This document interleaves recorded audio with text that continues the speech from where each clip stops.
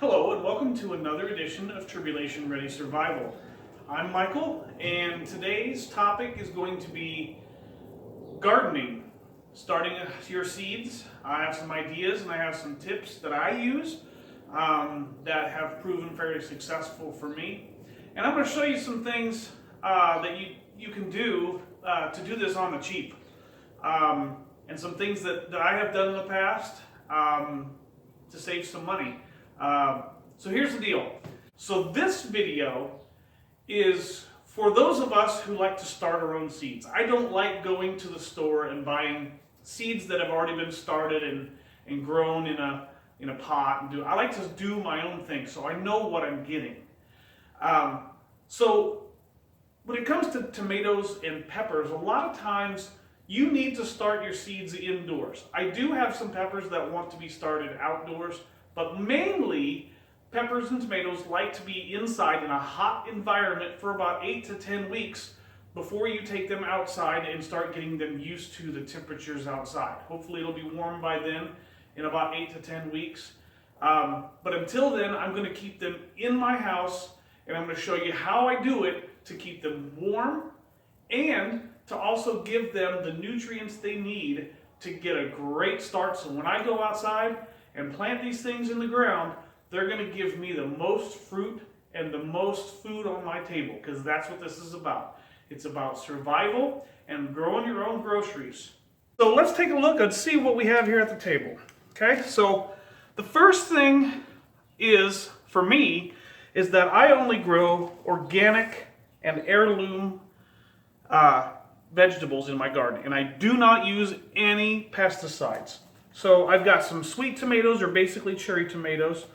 I have some non-GMO beefsteak tomatoes. These are called bistek. They're kind of like beefsteak, but they're a little bit bigger. These are sweet peppers, which I grew last year, and that's last year's seed I put back in the package. And I have some California Wonder peppers. These are last year's seed that I just didn't plant. They should be just fine. They've been kept in a container. So I know what I'm going to plant. Now I need to get organized, because once you put these in a tray, it's easy to forget what you planted in what tray. So here's what I'm going to do. I already went through and I put the names on a card with the numbers 1, 2, 3, 4, and 5. I've got 5 different things I'm going to be planting. And so what I'll do is, when I get to my pots, I will write that number on the side in a Sharpie. And that number will stay here, and so will the card next to the tray, so I know what's in there, and I have to treat each one as they are. So that's how I'm going to do it. That's how I'm going to organize it. Now, let's move on to some ideas about pots. I have had some on the Facebook page. You guys have been really good about giving me some suggestions. I have on the Facebook page somebody who suggested using ice cream cones to plant these in. I really wanted to do that. I thought about it, but I couldn't figure out a way to keep them standing up without tipping over. And once I plant these in here, I really take good care of them. Maybe one of you guys can figure that out. I'm not going to do that, but here's what I have used in the past. These are your standard pots your starter pots that you get at the grocery store. And these are made out of cardboard, recycled, and peat also. And they're just very biodegradable. So when you go to put them in the ground, you can take them. I usually take them out, but you can take these if you want and plant those in the ground individually. Oftentimes what I will do is I will take them out of the pot and then compost the pot, because I don't like to have my roots constricted in any way when I plant my tomatoes. So you have the Jiffy Pots. That's what these are. You can get them at the store. They're fairly cheap, but oftentimes in the past I have had no way to go to the store. I lived outside of town. I didn't have any way to get to the store, or I just was not able to go to the store and buy these because they're, fairly expensive. So you got to get creative. So in the past, I have used egg cartons, the cardboard egg cartons. I've used those as starter pots. I have used the toilet paper rolls. Great idea. Keep suggesting these things because myself or someone else, maybe it's going to help somebody. Great ideas. Okay, I'm going to do what I know and what I know works. So here's another idea though. This cost me nothing. The other day we were at the grocery store, and it was one of those stores where you bring your own shopping bag, and if you don't have a shopping bag, they give you a cardboard box or whatever. So they had in their box bin something that came in. These were bottles, and it's a nice heavy-duty cardboard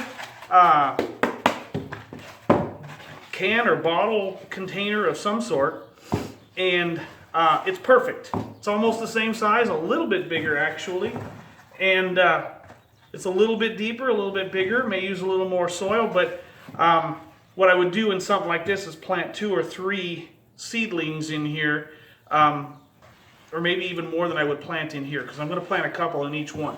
But free. Perfect. And I'm going to plant some of these. I like these. So it's my favorite price, free. So another thing that I do with these is when I plant my starter pots, I always use a really good potting soil, an indoor-outdoor potting soil. It's got all the stuff in there. It's nice and loamy. It's gonna let the roots grow. It's gonna keep it fed for a while, and it's organic. So that's always, everything here is gonna be organic. And so I get a whole bunch of bags of these every year, and that's usually where my main cost comes in. So good potting soil. Okay, so now we're ready to keep going. So I'm going to mark these down, what I'm planting in each one. So I'm not going to show you how to do each one once we get it down the way I do it. We'll move on. So in this particular instance, I'm going to plant some of my beefsteak tomatoes. My beefsteak tomatoes are what I'm going to put here. So those are 5. I'm going to mark on the side with what they are.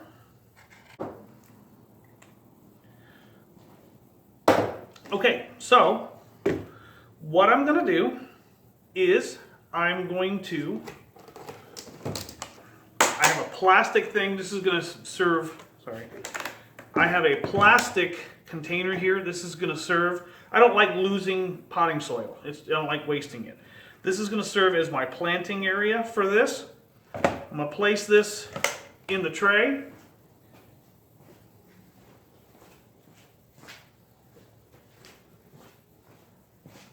So after I've placed that in the tray, then I'm going to come back over with my potting soil, and I'm going to fill it up.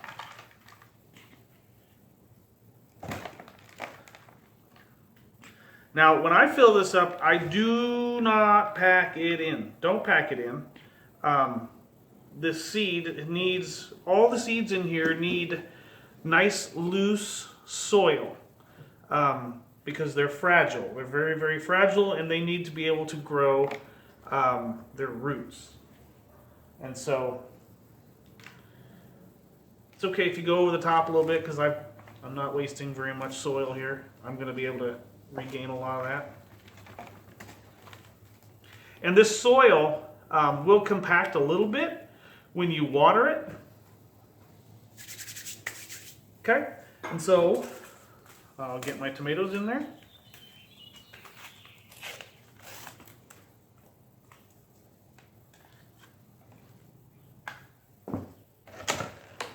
Dump out the soil.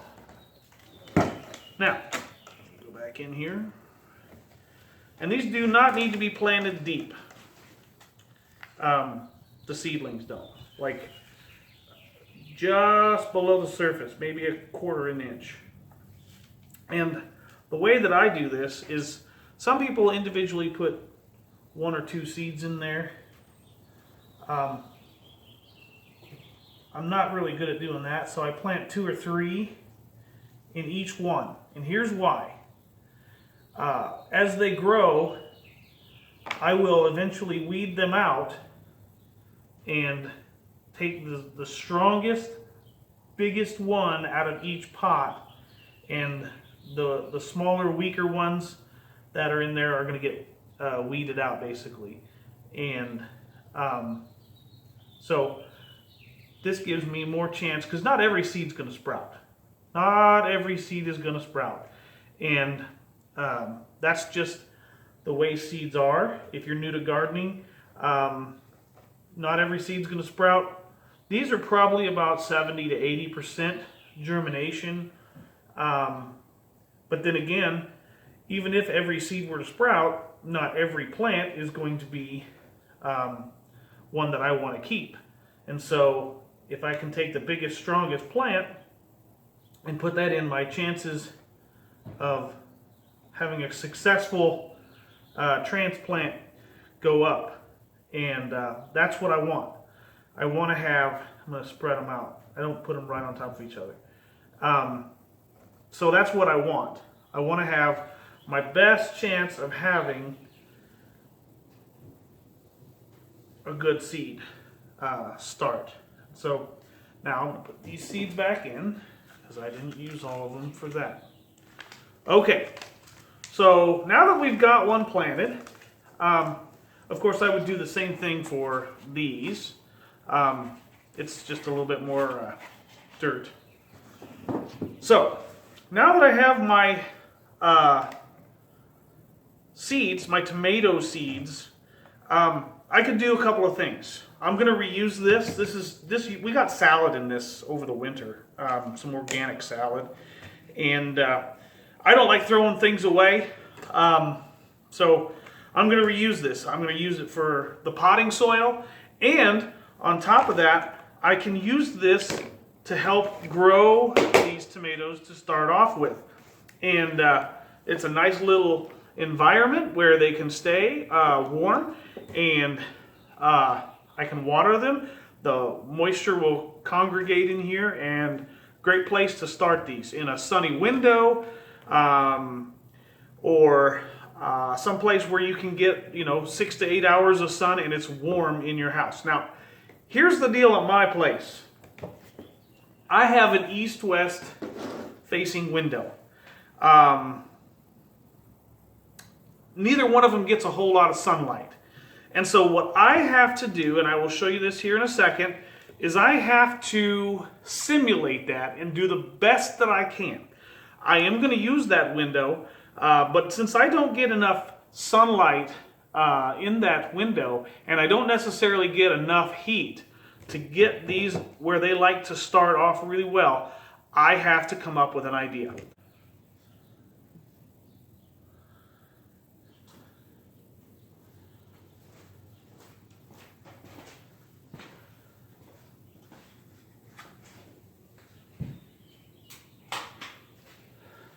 And we're back.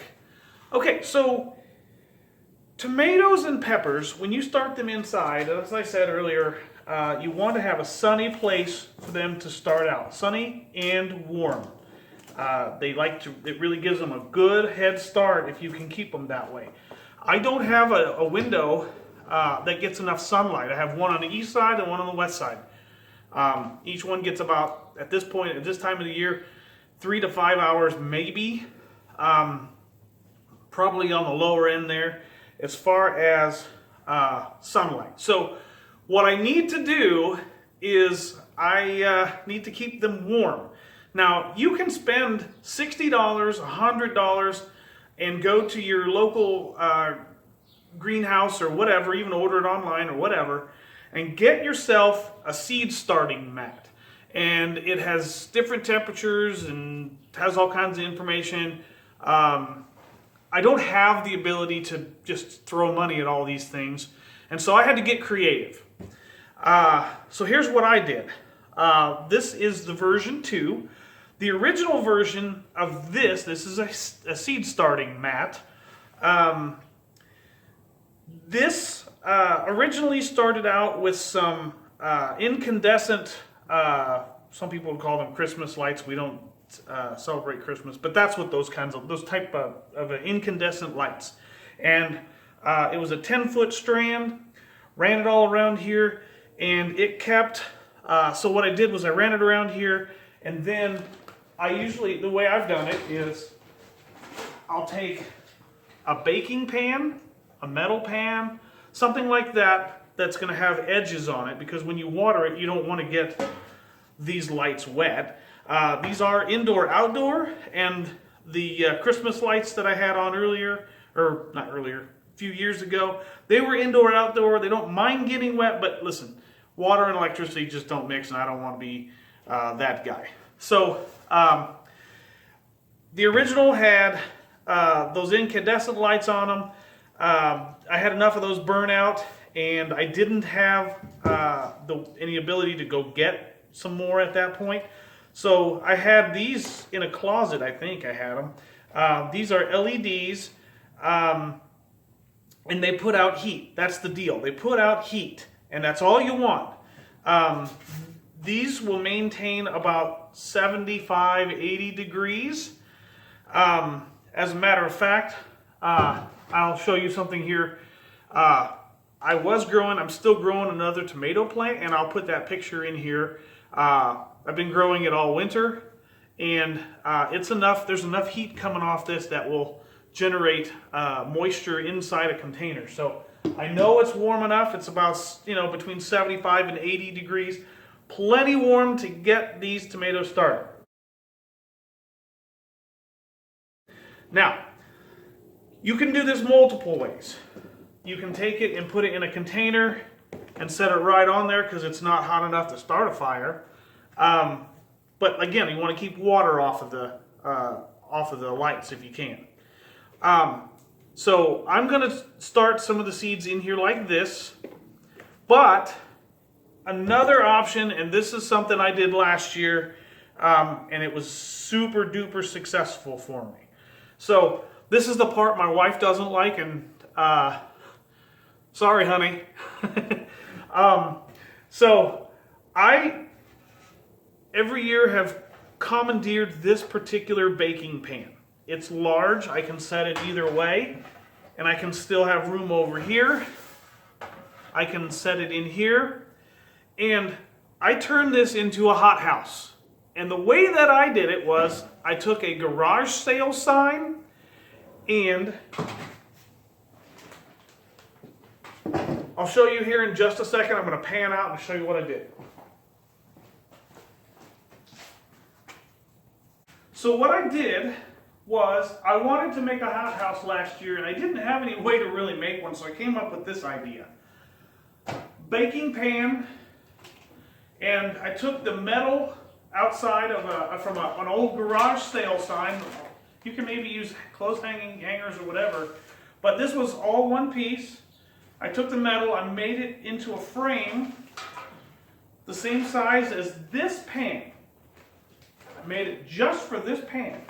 So I now have a piece of plastic with some, I guess it's aluminum tape I had laying around. I made a plastic cover for this. So now I can put my seeds in here on my starter mat and keep the heat in. Now this does not have to be 100% sealed up. It's not going to happen. But tomatoes and peppers like to feel the heat coming up the stems and onto the leaves. They like to feel the heat coming up and circulating. So that's what this is going to do. Last year when I did this, I had moisture that would evaporate up onto this and congregate down at the bottom of the pan. That's why I have the sides on the pan. So I have the heat coming up, I have light that can come in, and these tomatoes are going to love it. I guarantee it. Worked great last year, it worked the year before. They started out great. had a successful tomato harvest last year. This year I'm going to go great guns on them. I am just going to town on the tomatoes. I have a thing this year, I want to do a bunch of tomatoes. Now, again, you want to have light coming in here, and I don't have enough. This year, this is my first year, so this year I went out with my wife's generosity. She made sure that I have a grow light for my tomatoes, and there's multiple modes on it, different colors. Each color does a little bit different. This would be blue for seed starting, red for really getting them to produce fruit. I'm probably not I don't want them to produce fruit in here, so I'm going to provide them light, and this is adjustable, so I can put the light in wherever I want to, however I want to. So when there's no sunlight, I can still give them the light that they require and they want and they like, and keep them happy. So they're like, you got to really treat these nice. If you really want to have a successful harvest and you want to be able to put these in the ground, you've got to give them the environment that they want. And so this is another idea that I came up with. I use this. This works. I know it works. I've done it. And it didn't cost me hardly anything. I had some plastic laying around. You could use some plastic sheeting, which is what this is. Some paint tarps or whatever you got that's clear. I had this aluminum tape laying around. It works well. It's waterproof. And that's going to be just fine. So here's another idea. I'm going to turn this off. Here's another idea, because here at Tribulation Ready Survival, we're all about being creative. Okay? So,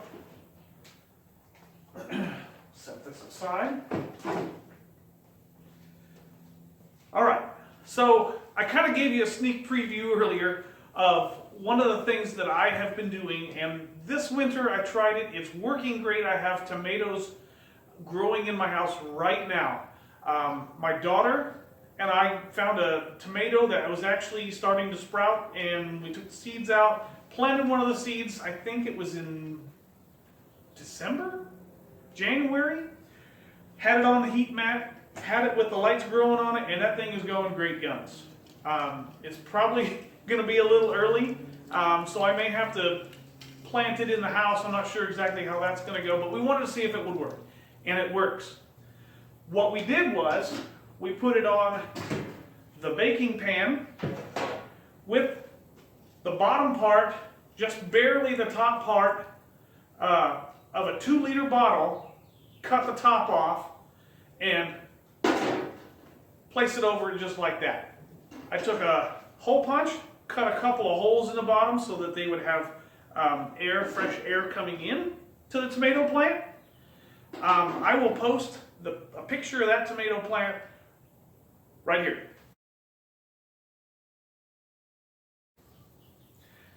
But it works. 2-liter bottles, 2-liter bottles, 3-liter bottles. I would recommend clear. Bottles come in all different colors. I would recommend clear. That's what I like.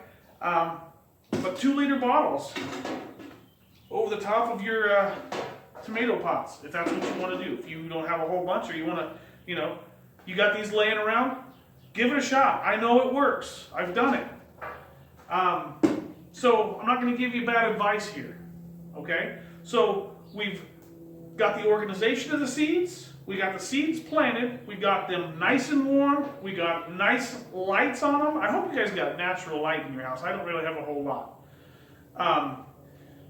If not, we've got lights, and within 6 to 8 weeks, maybe even as long as 10, depending on how well they germinate, we're going to have some tomato seedlings, and we'll be ready to harden them off. So we were talking about hardening plants off. So what you're going to do when you harden a plant off is you're going to take it outside on a nice warm sunny day. You're going to start setting it out there for a couple hours every day. Then a little bit more the next day. But you're going to be bringing it in at night. You're going to be putting it back up here and keeping it nice and cool, and you're going to slowly and gradually get it used to being outdoors without shocking it and all of a sudden saying, okay, time to go outside and leaving it there. It's just, that's not a good idea. So that's hardening off. I'm not going to explain the whole process. Please feel free to look it up or comment on this video. I can explain it to you more. But it's always good practice to harden off your produce before you plant it in the ground. So let's talk about giving these guys the best head start possible. Now, I'm going to give you the rule for tomatoes that I use. And there's two steps. Plant deep, water often. Plants like tomatoes have suckers on them, and they get most of their water from the roots and the stem. They suck the water in that way. And when you plant them deep, you want to plant them as deep as you possibly can. You may even have to break off a couple of the bottom leaves when you plant them in the ground. But plant them deep, deeper than you would think, up to where the bottoms of the leaves are. Okay, if you have to break a couple off, that's cool. And then water them often. Tomatoes like water. They like warm, moist environments. And so with those two tips, you will also have a better chance of having a successful harvest. They like sun, they like warmth, they like water, they like planting deep. Here's another thing that I do. Great tip. Last year, I was still pulling off tomatoes in almost the end of October, I think it was. I don't think it was quite November, but it was October. And so here's what I do to keep my garden thriving and just growing like mad. I use Epsom salt. I use compost in my garden. I throw that in there. That's all well and good. It keeps things fed, breaks down, puts in some nutrients. I even put in ashes from my barbecue because I use natural charcoal. I don't use any lighter fluid or anything like that. And I put my ashes in there. If you have a fireplace, I throw those in there. Don't waste them. But Epsom salt, once a month, I sprinkle my garden with Epsom salt. I don't put it on the plants. I put it on the soil surface, and just a nice little light sprinkle. I wouldn't use, it's not like fertilizer like you would throw out in the yard. Just a little bit, and you can kind of judge on the type of garden you have or how big it is, whatever, but start off with just a little bit. I put it out in granules. I don't dissolve it in the water. I put it out in granules, and I let the dew and I let the rain wash it into the ground. Sometimes if I have to come through and I have to water, I'll throw it down and water over the top of it, but I don't dissolve it into the water. I like throwing it down so that I know I'm not getting the Epsom salt on the plants. I don't like getting that on the plants because I'm pretty picky. I don't want to burn my plants. So Epsom salt, if you haven't tried it, give it a shot. It's also good for lawns. Just know you're going to have to mow a lot if you use the good Epsom salt for your yard. But Epsom salt is my trick for growing longer, and I'm going to water my seeds to start off with regular tap water, and then in a couple 3 weeks ish, once the seedlings are up high enough, I'm going to put in just a little bit of Epsom salt in the plant, in the pot, and water it in. I don't put it in the water. I'm going to put the Epsom salt in the plant. Just a little tiny bit. We're talking about tiny plants here. Just a tiny couple of 3, 4, 5 granules is all it needs. Just enough to get them the boost, because it just, and that's what I'm going to do to get my tomatoes started. So, I have given you my method of starting my seeds, and we'll do a follow-up video this spring and later on into the summer, maybe even fall. And we'll check back up on the tomatoes and the peppers and some other things that I'm planting, and we'll see how it goes. This is the way that I do it. It's the way that I know it works, but maybe it doesn't work for you. I don't know. Maybe your soil's different. Maybe you're whatever. But this is what I know works, and that's how I'm going to do it. So, with that being said, we have gone over all the information that I have. So here at Tribulation Ready Survival, we are all about helping out our family, our friends, our neighbors, treating our neighbors as ourselves, and we like to give away things if we can. So what we're going to do is, once this video is posted, I'm going to put a link on Facebook to this video. You need to like and comment on this video post. By midnight on the 20th of March 2022, midnight, so the full day of the 20th, you have to comment up till that point. At midnight, I'm going to select by a random drawing a winner of several packages of seeds, some that you have seen here and some that you have not. Packages of seeds will go to the winner of that contest. It's going to be a random drawing of everyone who likes and comments, on this post on our Facebook page only. Facebook page only. So we want to give you some seeds. We can get you started on something in your garden, and hopefully you can use this information to get yourself some groceries, because today, in this day and age, we're talking hundreds of dollars worth of groceries that you can grow in your backyard, your front yard, your side yard, in a bucket. Listen, I got buckets and buckets and buckets I'm going to be planting this year too, besides what I have in my garden, because it's expensive, guys, and we want to help you out as much as we can. So, thank you for spending time with us today. I hope this information works out great for you. I know it's going to work great for me because I've tried it, I've tested it, I've done it, and as long as the weather holds up, we're going to have a great harvest this year. So thank you guys. Thank you for spending so much time with us. We'll see you next time.